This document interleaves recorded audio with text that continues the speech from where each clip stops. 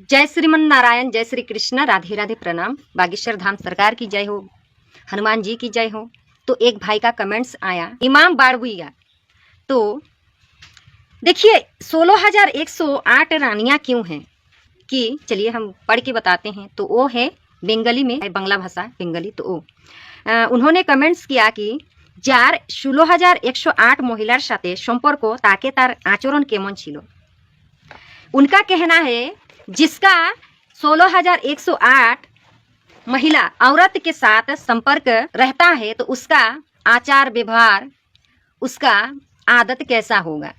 उचित है, आपने अच्छा प्रश्न किया है और कमेंट्स किया है। मैं बहुत ही खुशी हुई ताकि आप भी सत्य जान पाएं। देखिए सनातन धर्म को जानने के लिए ये सबका बस की बात नहीं है। सनातन धर्म को जानना इतना आसान नहीं होता है, बहुत कठिन है। क्योंकि क्या है, सबसे प्राचीन धर्म अगर है, जब ब्रह्मांड सृष्टि नहीं हुआ उससे पहले भी सनातन धर्म था।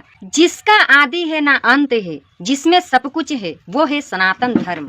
सत्य ही सनातन है, सनातन ही सत्य है, शिव ही सत्य है, सत्य ही शिव है, और शिव ही ईश्वर है, ईश्वर ही सत्य है। जिसमें सब कुछ है वो है सनातन। तो सनातन धर्म इतना पुराना है, जानना आपके लिए बहुत मुश्किल की बात है। चलिए मैं आपको बता देती हूँ। देखिए कृष्ण भगवान की 16,108 रानियां क्यों।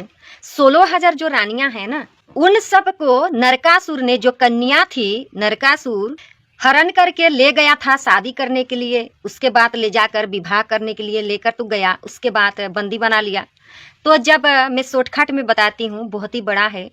और वो जितना थे ना 16,000, वो सब ऋषि थे। वो सब 16,108 वेद में रचाओं की संख्या है। सब वेद का संख्या रचाओं है। तो जब नरकासुर ले गया, हरण करके उठा कर ले गया, जब होता है ना, जब राजा में जब लड़ाइयाँ होती है, जो हार जाता है तो आक्रमण करके वहाँ के चीज लूटपाट कर लेते हैं। ठीक वैसे ही हुआ। तो जब ले गया तो उन लोगों ने मन ही मन कृष्ण भगवान की प्रार्थना किया उद्धार करने के लिए।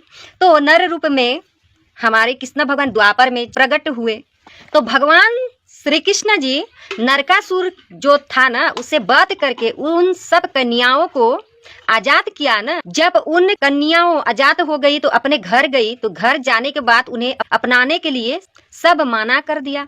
तो जो कन्याएं थी तो उन लोगों ने कहा, हे भगवान, हे कृष्ण जी, अब हमें कोई नहीं अपना रहा है, हम कलंकित हो गए, अब हम अपना प्राण दे देंगे, त्याग देंगे।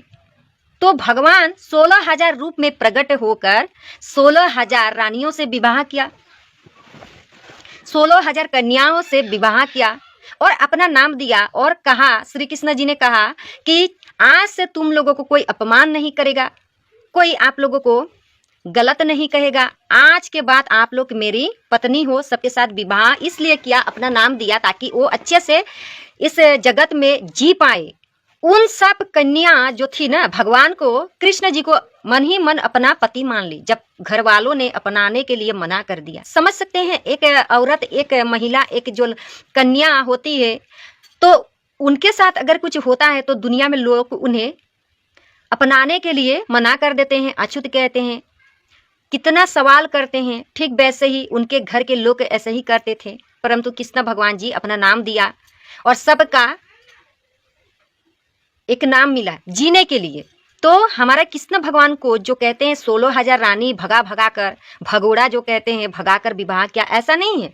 विपत्ति में विपत्ति आई उन कन्याओं को। तो कई लोग कहेंगे कि अगर उन्हें अपना बहन बना लेते तो अच्छा होता ना, पत्नी ही क्यों। देखिए अगर फिर भी उन्हें बहन बना लेते, अच्छी बात है, बहन बनाना कोई गलत बात नहीं होता है। परंतु विवाह कौन करेगा उनसे, कोई करना ही नहीं चाहेगा।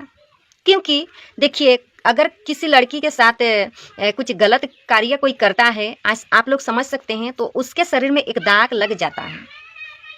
ठीक वैसे ही जब नरकासुर लेकर गया, बंदी बनाया, उन लोगों को विवाह करने वाला था, आधे अधूरा कर ही लिया था, सिंदूर दान 7 पाक होने वाला था, तब कृष्ण जी जाकर बचाया।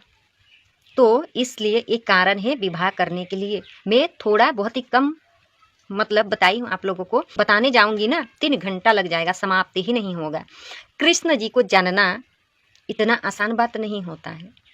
अगर जानना है ना, श्रीमद् भागवत महापुराण पढ़िए, भागवत कथा, श्रीमद् भागवत जो है ना वो पढ़ने से आपको मिल जाएगा। तो भगवान का रूप इस जगत में कोई नहीं ले सकता है, और भगवान जितना कार्य किया ना वो सब भले ही के लिए किया। और जितना ना वो लोग जो 16,000 रानियां थी ना, 16,108 सब सन्यासी ऋषि मुनि थे अगले जन्म में, और भगवान विष्णु को पाने के लिए उन सब ऋषियों के मन में था कि हम भगवान को पाए। कैसे पाए? तो भगवान ने कहा कि आप सब मुझे द्वापर में पा सकते हैं। तो द्वापर में भगवान जब प्रकट हुए ना तब वचन पूरा किया। जो आप सब समझते हैं 16,000 जो रानियां हैं ना, जो गोपियां हैं, आप लोग समझते हैं कि साधारण नारी है। नहीं, एक गोपियां कोई साधारण स्त्रियां थोड़ी हैं, साधारण नहीं है। बड़े बड़े वितराग संत जो दंडकारण्य में विचरण कर रहे थे, ये श्री रामभद्र के रूप में देखकर मोहित हो गए। ये सब सिद्ध कोटि के संत हैं जो ब्रजवासी में गोपी के रूप में बनकर आए हैं। तो ये है, तो गलत कहना छोड़ दीजिए।